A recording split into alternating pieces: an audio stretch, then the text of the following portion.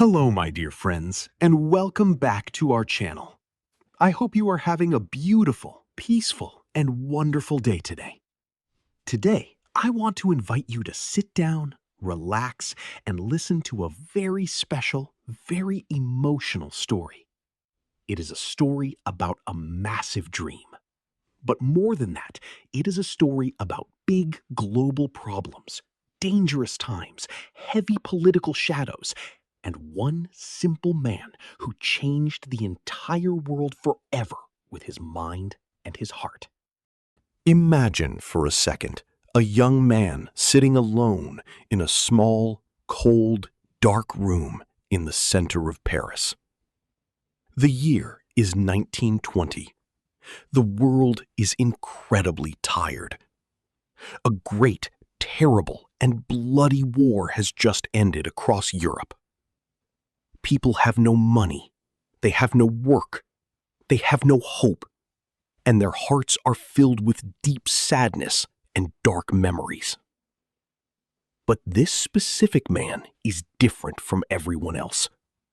He is sitting at a wooden table with a piece of paper and a small pencil.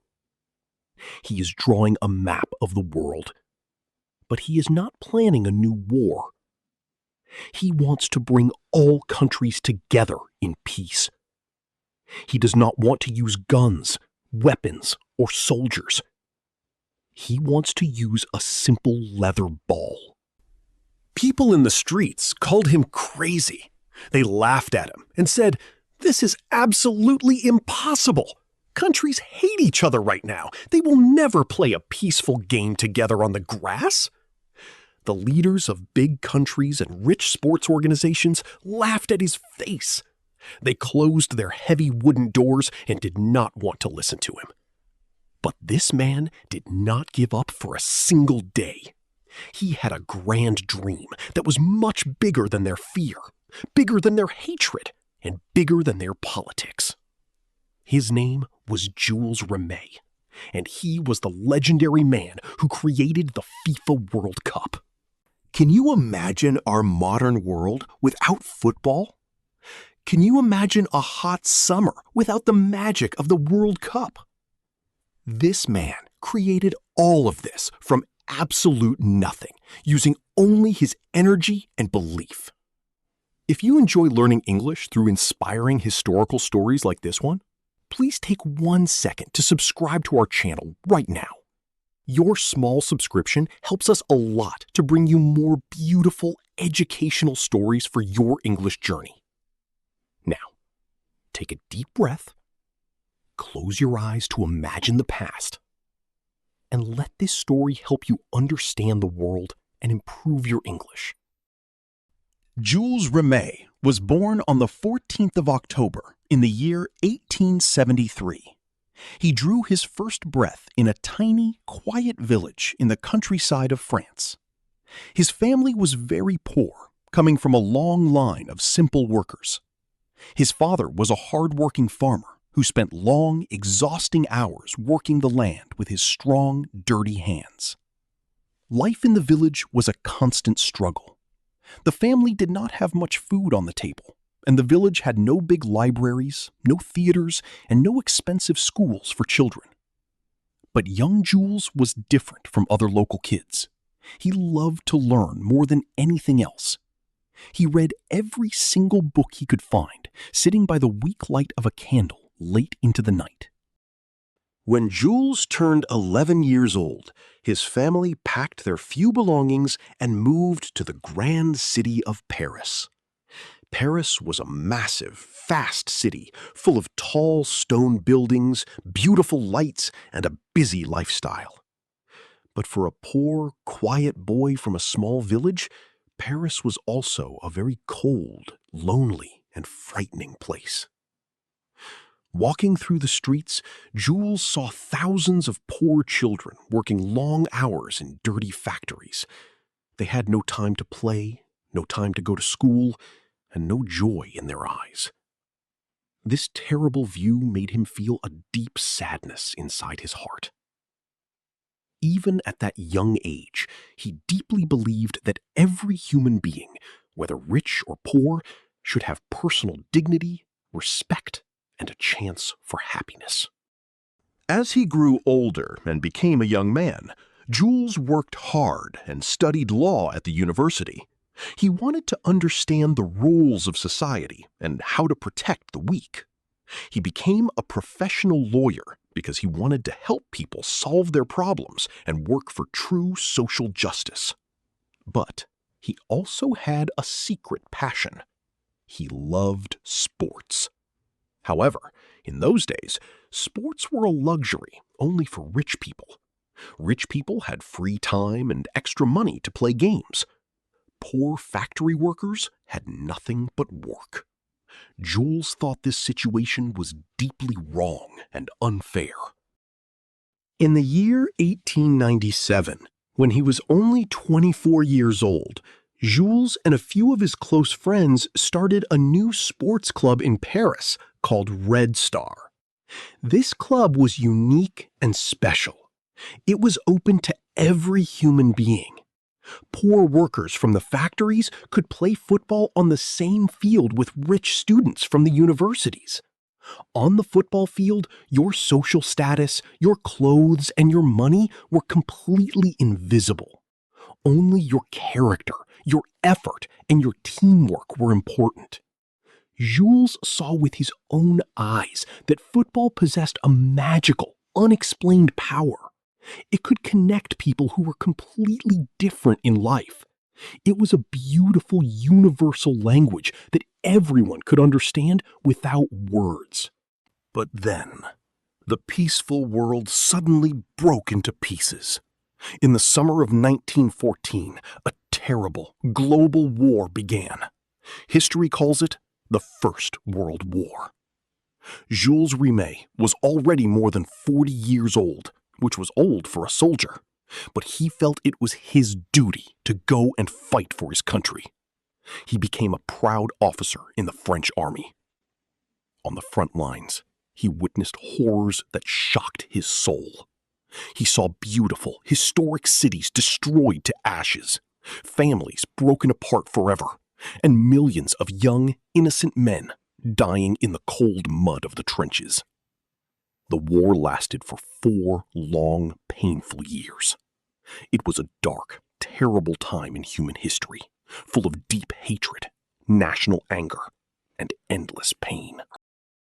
Jules managed to survive the war and returned home, but his heart was incredibly heavy with what he had seen. When he walked through the streets of Paris in 1918, he saw a completely broken and bleeding Europe. Countries did not want to talk to each other anymore. Germany, France, England, Italy, every nation was full of anger, trauma, and deep self-doubt. Jules sat in his quiet room for days and thought deeply about the future of humanity. He asked himself a very difficult, very important question. How can we heal the broken hearts of these people? How can we make former enemies sit at the same table and talk again? He started to look closely at the young men who came back from the battlefields. They had physical scars on their bodies and deep mental scars in their minds. They felt angry, lost, and forgotten by society. But Jules noticed something fascinating. When these same young men took an old leather football and started to kick it on the green grass, something inside them changed instantly. Their angry faces showed pure, childlike joy again. For 90 minutes, they forgot about the horrors of the war, the lost friends, and the pain. Jules Rimet understood his true mission in life. He knew that cold politics and selfish politicians could never fix the deep hatred between nations. He needed something much stronger, something more emotional. He needed a game that could bring people together across borders without any weapons. In the year 1921, Jules Rimet was elected as the president of FIFA. At that specific time, FIFA was a very small, weak, and ignored organization, with absolutely no money in the bank and very few country members. But Jules had a secret, grand plan. He was going to turn this small, forgotten group into the most powerful, influential sports organization on the planet. Soon after becoming president, Jules Rimet proposed an idea that absolutely shocked everyone in the sports world. He stood up and said, "We need to create a true world championship, a great global tournament where every single country on Earth can send its best football team to compete. We will call this tournament the World Cup." When the conservative sports leaders heard this proposal, they laughed out loud. The wealthy leaders of European football clubs said, "This is a completely stupid and unrealistic idea. Traveling around the planet costs too much money. Teams will have to leave their countries and travel on slow boats for many weeks. Who is going to pay for these expensive tickets? Who will leave their jobs to watch it?" They truly believed that Jules Rimet was just an old, naive dreamer who did not understand the harsh reality of economics and travel. But Jules Rimet was not a normal man who gave up after hearing the word no. He was incredibly smart, he was mentally strong, and he possessed a spirit that never stopped. He decided to take action. He started to travel constantly to different countries. He spent his own money to catch trains and boats to talk directly with football leaders in England, Germany, Spain, and South America. He used his words beautifully and carefully. He told them that this new tournament would bring international fame, massive financial profit, and historical peace to their nations. He spoke with deep passion and emotion, not just cold logic. He wanted them to feel the beauty of the dream in their souls. In the year 1928, during an important FIFA meeting in the city of Amsterdam, Jules Rimet stood up in front of the most powerful sports leaders. He looked directly into their cold eyes and delivered a powerful, historic speech. He argued that football belonged to the entire world, to every poor boy on the street, not just to the rich countries of Europe. He demanded an official vote. Many European countries, full of fear and arrogance, voted no. They were terrified of the financial risk and the long travel. But the passionate South American countries, like Uruguay and Argentina, stood up and shouted yes. They believed in the dream with all their hearts. The vote was successful. The World Cup was officially born on paper. But now, Jules faced an even bigger, more dangerous problem. Where could they host such a massive event? After much thought, Jules Rimet made a shocking decision. He chose the small country of Uruguay in South America to host the very first World Cup in 1930. Why did he choose Uruguay? There were three big reasons. First, Uruguay was a very rich and stable country at that time. Second, their football team had just won the gold medals at the Olympic Games. And third, the government of Uruguay made a fantastic promise. They promised to build a giant, brand new stadium and pay for absolutely all the travel and hotel costs of every visiting team. However, this decision made the proud European countries extremely angry. They felt insulted. They said, "Uruguay is too far away. It is on the other side of the planet. We have to travel across the wild Atlantic Ocean on a boat for more than 2 weeks. Our professional players will become lazy, seasick, and physically tired on the boat." Many important European teams simply refused to participate. They decided to boycott the tournament. Germany said no. England said no. Italy and Spain said no. Jules Rimet felt deeply betrayed and alone. He had created a tournament for the whole world, but his own continent of Europe was turning its back on him. But Jules Rimet did not sit in his office to cry or complain. He was a man of action. He personally went to visit the political and sports leaders of France, Belgium, Yugoslavia, and Romania. He used all his energy to beg them to go. He even had a private meeting with the young king of Romania, Carol II. The king loved football so much that he personally chose the players for the national team and ordered them to pack their bags. Finally, on the 21st of June, in the year 1930, a large, beautiful ocean liner called the Conte Verde slowly left the port of Genoa in Italy.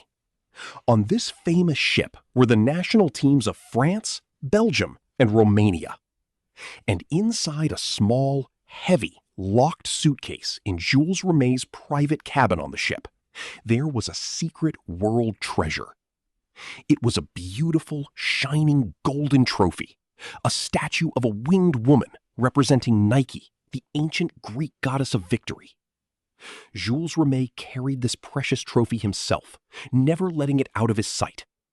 He stood on the deck of the ship every day, looking out at the endless blue ocean, praying that his grand dream would not sink into the dark, deep waters. After many long days at sea, the ship finally arrived in Montevideo, the capital city of Uruguay, in July 1930. The weather was cold and windy because it was winter in the southern part of the world, but the atmosphere in the city was burning hot. The people of Uruguay were incredibly excited. They had worked day and night to build a massive, beautiful stadium called the Estadio Centenario, which could hold many tens of thousands of fans. The tournament began on a fast note. The matches were extremely physical, fast, and full of pure drama. You must remember that in 1930, there were no television cameras, no live internet streams, no social media, and no private airplanes. But the passion was real.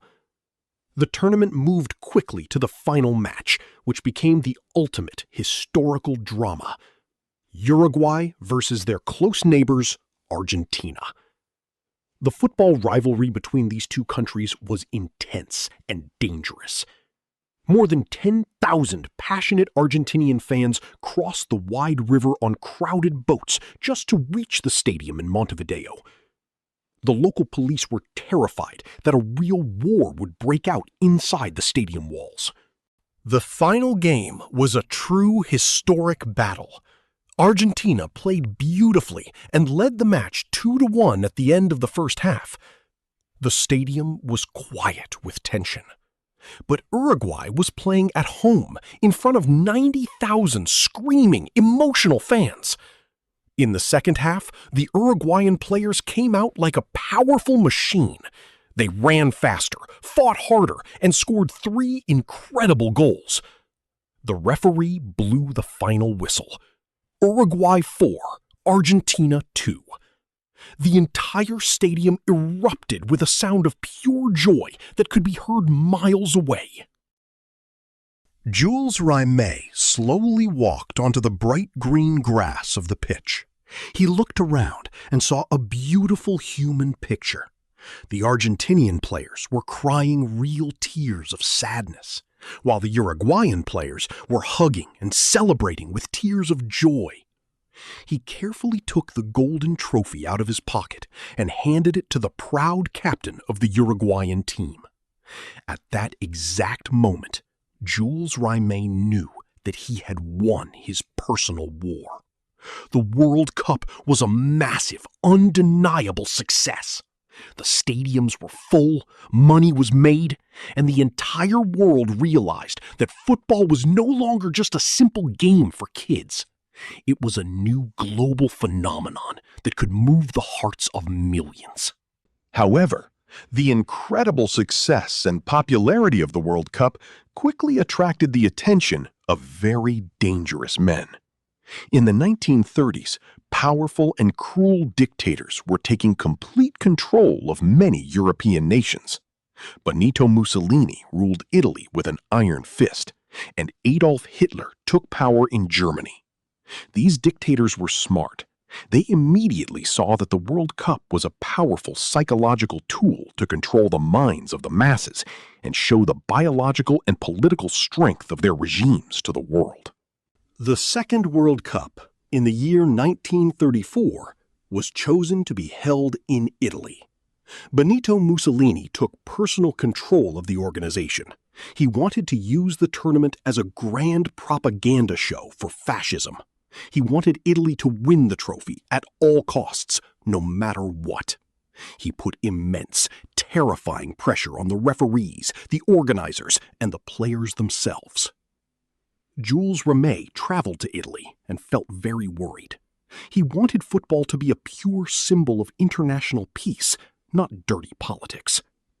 But he was powerless to stop the terrifying machine of the fascists. Italy won the tournament, but the atmosphere was not joyful. It was heavy with fear and political dark shadows. In 1938, the Third World Cup was held in France. The dark shadow of a new global war was growing bigger every single day.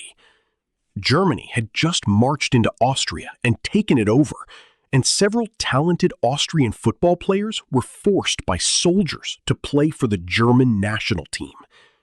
The matches on the field were incredibly aggressive and tense. When the Italian team walked onto the pitch, they wore completely black shirts, the color of the fascist movement, and gave the fascist salute to the stadium crowd. The crowd responded with loud hissing, shouting, and anger. Italy won the tournament again, but nobody was smiling. Just 1 year later, in 1939, the Second World War officially began. The world fell into absolute darkness and destruction for 6 long years. The World Cup was completely stopped for 12 years. Millions of innocent people lost their lives, cities were bombed, and green football fields were turned into bloody battlefields. Jules Rimet's beautiful dream seemed completely dead and buried. The physical golden trophy was hidden inside an old shoebox under a bed in Rome by a brave FIFA official so the Nazi soldiers could not find it and steal it. Jules Rimet, now an old man, waited in silence in France, praying that humanity would survive the madness. When the terrible war finally ended in 1945, Europe was in complete ruins, covered in ash and sadness. But Jules Rimet was still alive, and his spirit was not broken. He was now over 70 years old, an old man with white hair, but the creative fire inside his soul was still burning brightly. He stood up and told the remaining members of FIFA, "We must not wait. We must bring the World Cup back immediately to heal the world." In the year 1950, the tournament finally returned, held in the beautiful country of Brazil. It was the historic tournament of the famous Maracanazo, where Uruguay shocked the world again by beating Brazil in the final match, in front of a record-breaking crowd of 200,000 shouting people. Jules Rimet stood on the grass of the massive Maracanã Stadium, smiling, and handed over his beloved trophy once more. In the year 1954, the World Cup was held in the peaceful country of Switzerland. This specific tournament was a very emotional one because it was Jules Rimet's very last tournament as the official president of FIFA. He was now 80 years old. He had been the leader of FIFA for 33 long, dramatic years. During his incredible time in office, he had taken a small, poor, ignored organization with no power and turned it into a global, multi-million-dollar empire. On his final day, he stood in front of the stadium, looking up at the flags of many different nations flying together in the wind in perfect peace. He had done exactly what he had promised in that small Paris room in 1920. He had connected the divided world through a simple leather ball. To honor this great historical man, FIFA made an official decision to change the name of the Golden Trophy. It was no longer called just the World Cup. Its official name became the Jules Rimet Cup.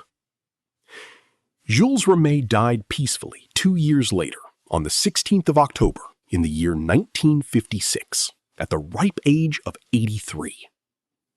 He closed his eyes for the last time, knowing that his great dream would live on for generations. Today, my dear friends, when you sit down to learn and practice your English, you are doing something very beautiful and very similar to what Jules Rimet did many years ago. You are learning a powerful global language, not just to pass a test, but to connect with the entire world.